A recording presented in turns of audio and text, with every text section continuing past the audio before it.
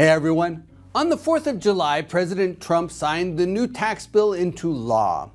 The new tax rules are largely a refresh of the tax policies created in the 2017 Tax Cuts and Jobs Act. Key commercial real estate provisions that will be maintained with no changes include the 1031 tax deferred exchange, carried interest, and the 20% qualified business income deduction, which allows qualifying self-employed people and small businesses to deduct 20% of their business income from their taxes.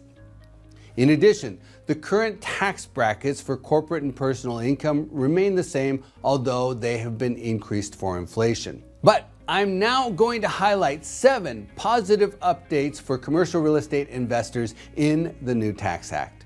First, the new tax law increases the state and local tax deduction, also known as the SALT deduction, from $10,000 to $40,000 starting in 2025.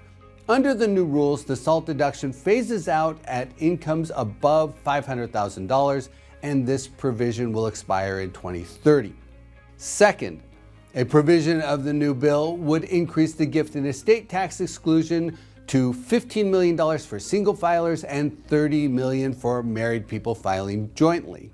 Third, the interest expense, which is limited to 30% of the owner's adjusted taxable income plus any business interest income, has been tweaked.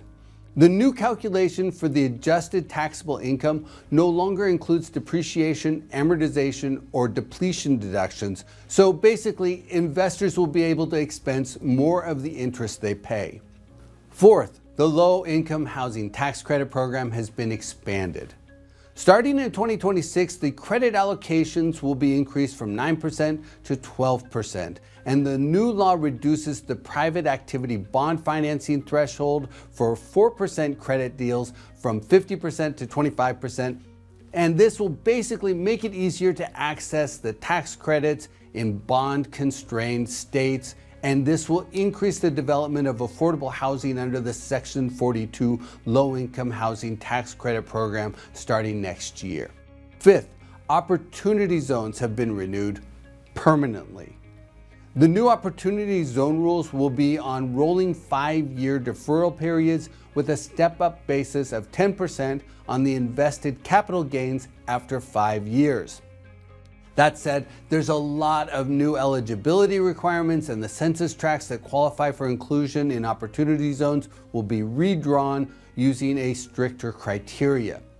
The new law also creates a new category, the Qualified Rural Opportunity Fund, which offers a rolling 30% step-up basis after 5 years. Now, the new Opportunity Zone rules go into effect January 1st, 2027, so there will be time to get additional clarity on the many changes to this program. Now, the sixth and probably the most important provision of the new tax law for commercial real estate investors is the permanent renewal of 100% bonus depreciation for qualified property. The bonus depreciation percentage had been phasing out and was going to be 40% this year. But under the new law, taxpayers can claim 100% bonus depreciation for qualified components that have a normal recovery period of 20 years or less. To qualify, the property must be acquired and placed in service after January 19, 2025. Now, a cost segregation study will help investors identify the components of a commercial real estate property that qualify for bonus depreciation.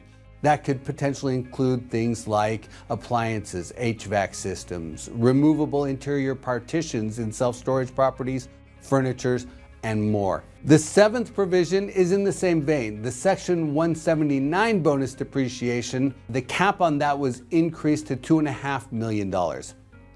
That allows businesses to expense 100% of the cost of qualifying personal property, equipment, and software. So renewing the 100% bonus depreciation will be important to commercial real estate because it helps improve the first-year returns on newly acquired property. That's particularly helpful considering the higher interest rate climate.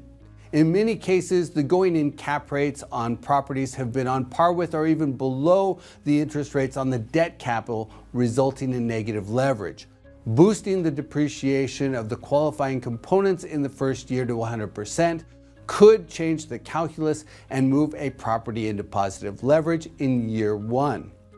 In addition, the increase of the Section 179 bonus depreciation to $2.5 million means value-add properties could generate stronger returns in their early years of operation as well.